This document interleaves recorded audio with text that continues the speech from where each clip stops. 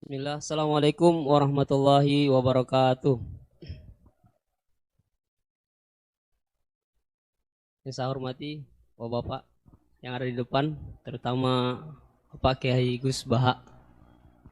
Perkenalkan, nama saya Imran, asal dari Poso, Sulawesi Tengah.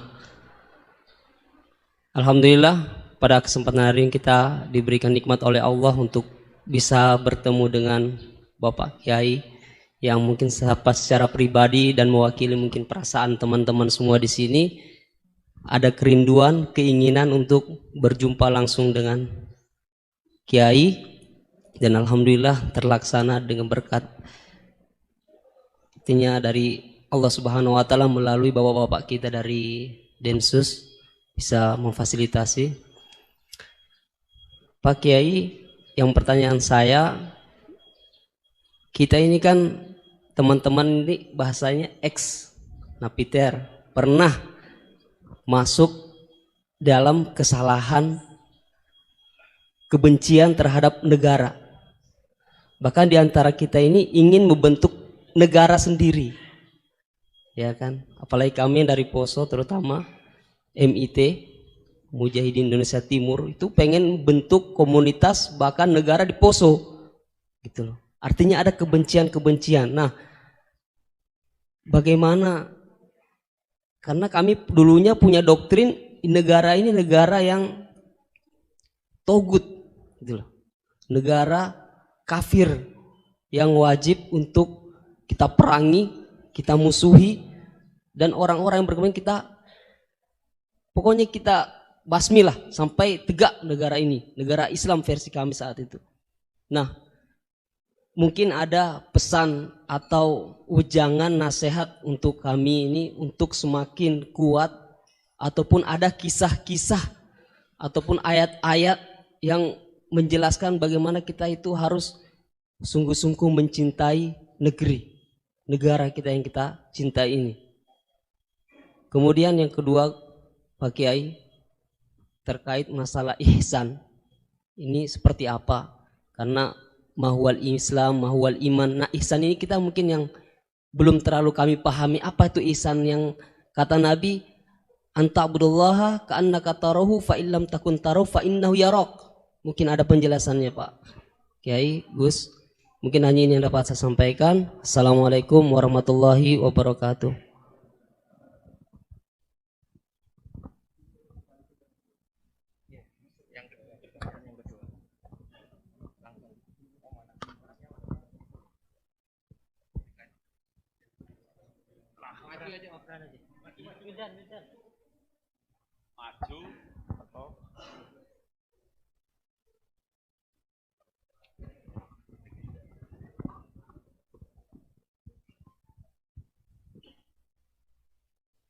Assalamualaikum warahmatullahi wabarakatuh. Nama saya Wildan dari Malang. Alhamdulillah hari ini bisa bertemu dengan Gus Baha, yang memang dari saya waktu di dalam udah ngikuti YouTube-nya pada masa itu. Dan di sini Gus mungkin terdiri dari banyak saudara-saudara kita yang dari berbagai tempat, berbagai karakter dan berbagai sifat. Nah, yang saya ingin tanyakan, bagaimana kita memupuk konsep persaudaraan tanpa memandang kepentingan duniawi.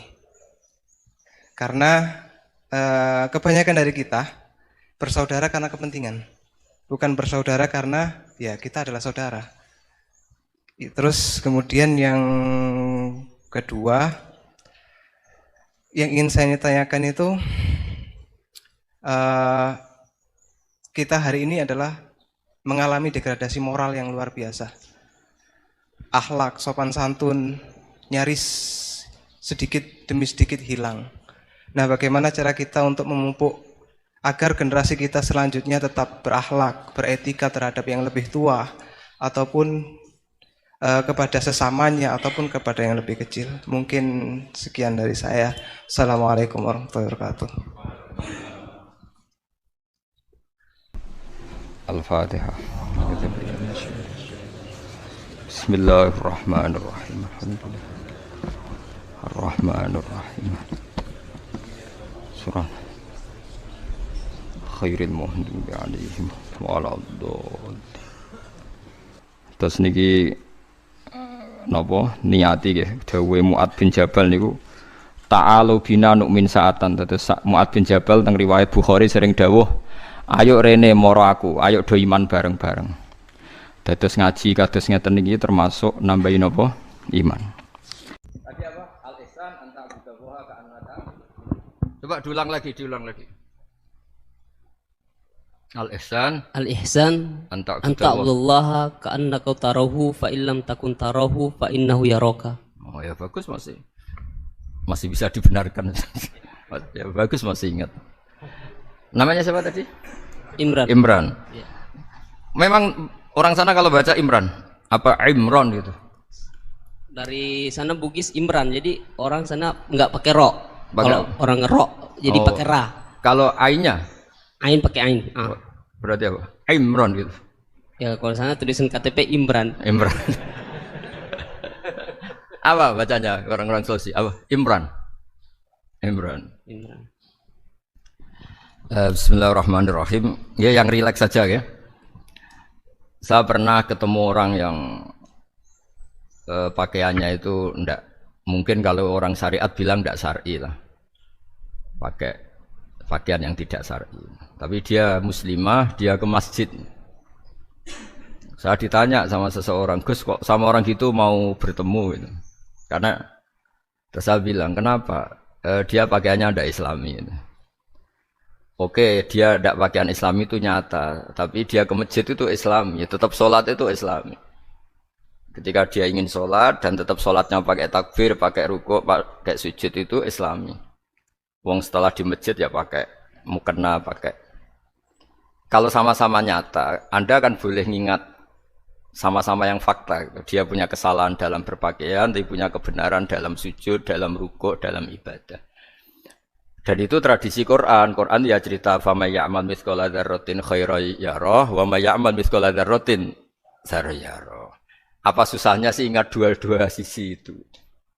Sama bernegara atau bertetangga, kita bayangkan jangan bernegara dulu, terlalu luas, bertetangga saja ukuran. Karena nanti sama, bernegara sama bertetangga itu hadisnya sama. Kita di kampung itu ya ada masjid dan orang-orang yang enggak sholat juga nyumbang masjid. Bahkan ada yang nyumbang masjid banyak terus tidak sholat. Karena keramik saya sudah sholat katanya. Saya pernah ketemu orang model gitu itu ya ada. Jadi, tapi ada juga yang sholat terus tapi nggak pernah nyumbang masjid. Ya orang banyak. Intinya itu Allah itu punya tradisi, punya sunnah tua.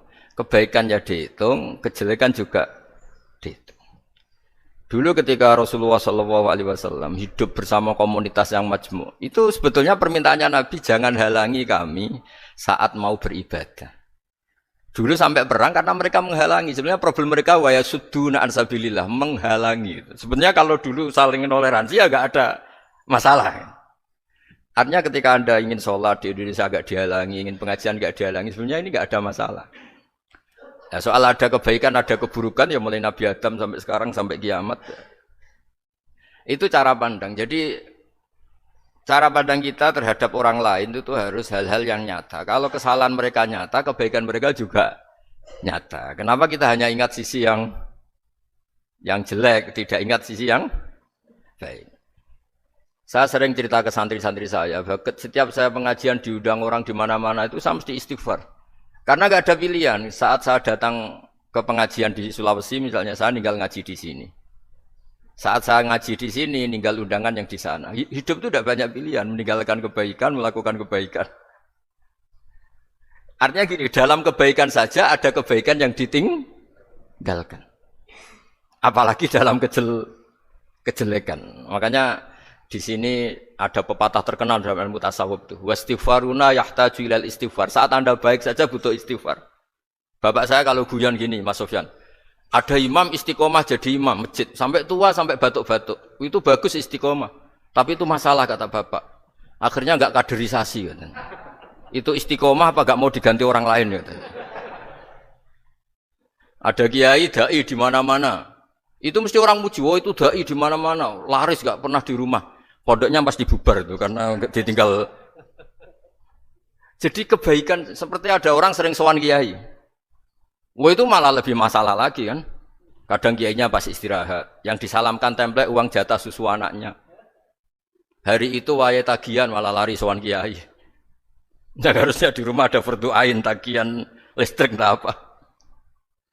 Jadi makanya di hikam itu terkenal kata-kata manusia itu siapa? Manusia itu mangkanat mahasinuhu masawiyah fakih falatakunu masawihi masawiyah. Manusia itu orang ketika baik saja salah, apalagi pas salah. Coba saya misalnya pidato begini, di atas panggung saya orang alim pidato nasihati orang. Di saat yang sama seperti yang tanya Mas Wildan tadi, ada agak sopannya.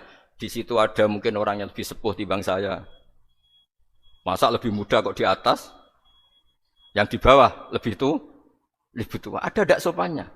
Mau gak pidato disuruh, mau di atas disuruh, gak sopan sama yang. Tapi misalnya yang paling sepuh pidato gak pernah ngaji kok pidato terus gimana? Artinya ketika kita baik saja ada salahnya, apalagi pas salah. Sebab itu ajaran Rasulullah itu suruh berdoa Rabbana dzolamna anfusana. Sebelum minta itu merasa, ya Allah kita ini mendolimi diri kita sendiri. Karena dalam pilihan-pilihan itu pasti ada salahnya. Coba misalnya Anda bangun masjid habis 2 miliar. Yang harusnya 1 miliar sudah jadi. Terus nanti suatu saat ketemu Allah ditanya. Itu ada orang miskin, fakir miskin, yatim. Andai kan kamu sumbang 1 miliar itu sejahtera semua. Gara-gara kamu bangun masjid terlalu mewah. Ya tapi kadang-kadang orang kebaikannya itu orientasinya bangun masjid, gak tertarik nyumbang fakir. Saat itu cara berpikir gitu mau apa? Tapi kalau dia mau luhur manusia terbaik karena bangun masjid 2 miliar, coba diaudit secara kepentingan syar'i. Penting mana dengan ngasih makan fakir miskin? Penting mana dengan menikahkan janda misalnya? Penting mana dengan pendidikan? Apa artinya masjid mewah orang nggak tahu halal haram, nggak tahu najis, nggak tahu cara sesuci, nggak tahu cara adzan yang benar. Terus penting mana untuk beli kitab sama dipakai masjid? Apa artinya beli kitab apa tapi nggak makan? Penting mana makan sama beli kitab? Ada auditnya. Makanya manusia itu ketika baik pun disuruh istighfar. Apalagi ketika salah. Nah dengan perasaan seperti itu kebencian pada orang lain luluh karena potensi baik pada orang lain ternyata tinggi dan potensi salah ke kita juga tinggi. Nah dilatih gitu. Jadi di Ihya itu ada kitab tawaduk. Kitab tawaduk itu dilatih. Ketemu orang tua. Gua aksaru ibadatan. Dia mesti ibadahnya lebih banyak karena lebih tua timbang saya. Pasti sholatnya lebih lama timbang saya. Ketika Anda sudah tua melihat anak-anak. Gua aqallu minni maksiatan. Mesti maksiatnya tidak banyak karena masih kecil. Terus ketika melihat orang fasik maksiat, la'alla wa yatubu alaih fa inna wa tawwabur rahim. Mungkin Allah memberi tobat bisa saja. Umar itu ingin bunuh Nabi, tapi Allah memberi tobat. Yang sowan kiai saja tidak mesti dapat tobat. Umar ingin bunuh Nabi, tapi Allah memberi tobat. Akhirnya ya tobat jadi Islam yang baik. Dalam sejarah Wali Songo Kalijogo sowan Sunan Bonang itu ingin garong. Tapi malah jadi muridnya jadi wali. Kalau Allah sudah menghendaki tidak ada ya. Perang Uhud orang Islam kalah itu karena panglimanya siapa? Khalid bin Walid. Tapi dia malah yang dapat hidayah. Nah, sama orang yang sekarang Anda benci bisa saja Allah merencanakan ada apa? Hidayah di situ. Dan kita yang merasa benar jangan saja ada rencana Allah bikin kita su'ul khotimah. Na'udzubillah min dzalik kan tidak pernah tahu.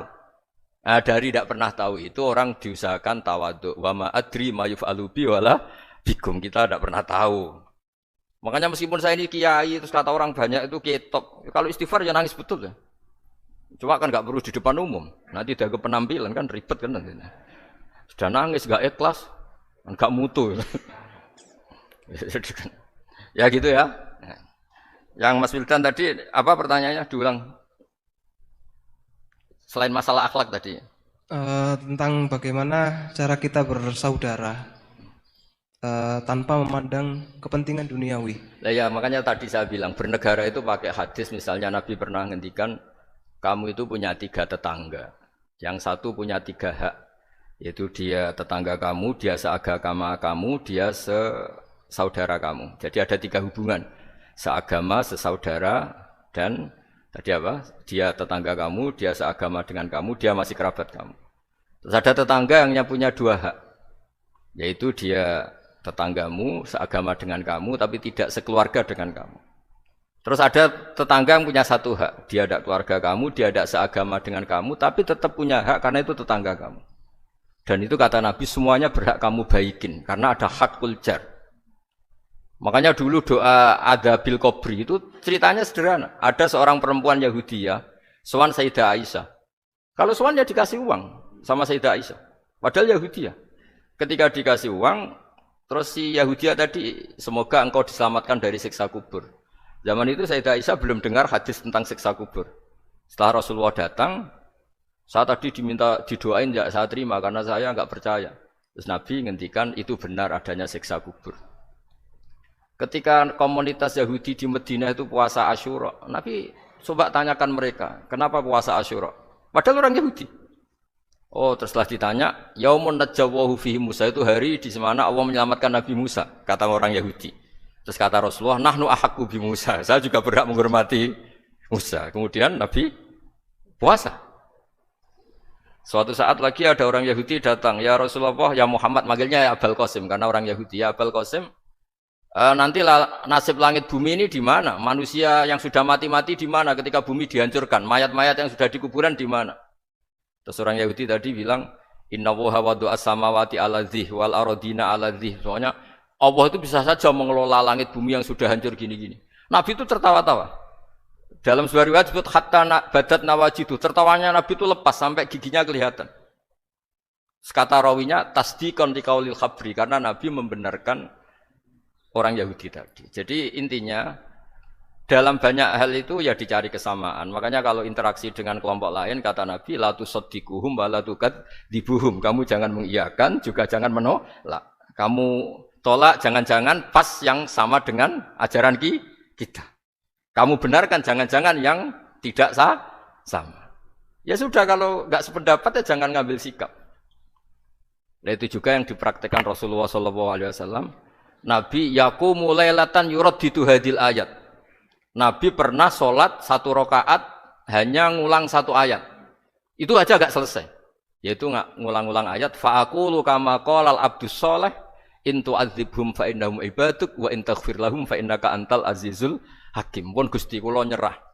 Semua ini hamba jenengan, monggo jenengan napakno sing duwe jenengan. Intinya itu ini wilayah jenengan ndak wilayah saya.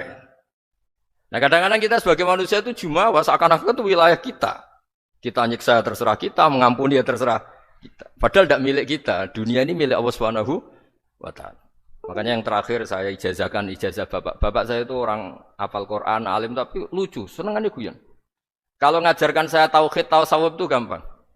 Hak, kamu punya tetangga, punya Innova. Terus kamu berpikir, kamu miskin berpikir.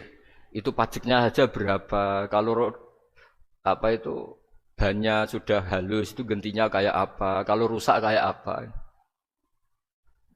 Terus kata bapak, orang melok duwe kok mikir, udah ikut punya kok mikir.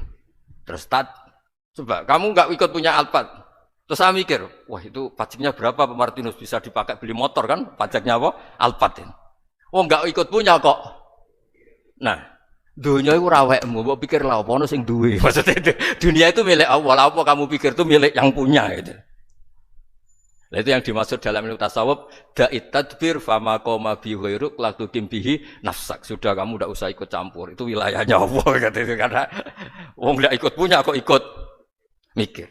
Anda benci orang, benci sekali karena dia tauhid misalnya. Jangan-jangan Allah punya rencana memberi hidayah dia. Atau Allah punya rencana dari dia keluar orang-orang Islam yang soleh. Makanya ketika malakul jibal, ya Rasulullah saya disuruh Allah, terserah engkau. In syi'ta an udbika alaihim al-akhshaban. Kalau engkau mau orang-orang yang mendustakan kamu saya hancurkan. Apa jawabannya Nabi? La, jangan. Bal arju ayyukhrijawah min aslabihim ma ya'budu wa la yusyriku bihi syai'an, itu di Bukhari. Enggak, bisa saja sekarang dia kafir, anak turunnya jadi Islam. Dan betul. Abu Jahal punya anak Ikrimah, Abu Lahab punya anak Darrah. Walid itu musuh besarnya Nabi, punya anak Khalid. Ya sudahlah, kita selalu berharap bahwa ini wilayahnya Allah. Sudah kita berharap. Agama ini bagi yang selalu punya harapan. Limangkana yarjuwaha, orang yang selalu punya harapan. Kita berharap tambah hari tambah baik, tambah damai, tambah kondusif, tambah segalanya baik. Dan saya seperti ini juga ingin ikhlas dan akan selalu ikhlas. Ya saya sering bilang kalau pejabat mau sini itu sering tak ngel-ngel. Saya ini sudah ingin Indonesia itu baik itu tanpa diminta. Kalau diminta itu malah seakan-akan saya belum melakukan. Ini kan. Sudah saya lakukan kok baru diminta. Karena ini wilayah kita semua, artinya ingin baik itu keinginan kita semua. Status kita. Kata Sayyid Zabidi dalam kitab Ithaf, keinginan baik itu syakhsiyatuk wa haqiqatuk. Itu kamu sekali. Manusia itu kan kata Allah Ta'ala, saya pertama menciptakan manusia itu khunafa, orang yang berkeinginan baik. Baru digoda setan terus macam-macam. Jadi keinginan baik itu haqiqatuk wa syakhsiyatuk. Itu kamu sekali. Ingin baik itu kamu sekali. Itu status kamu katanya. Makanya orang preman kayak apa, mabuk kayak apa, ada orang kecelakaan, pikiran pertama itu nolong, itu yang normal.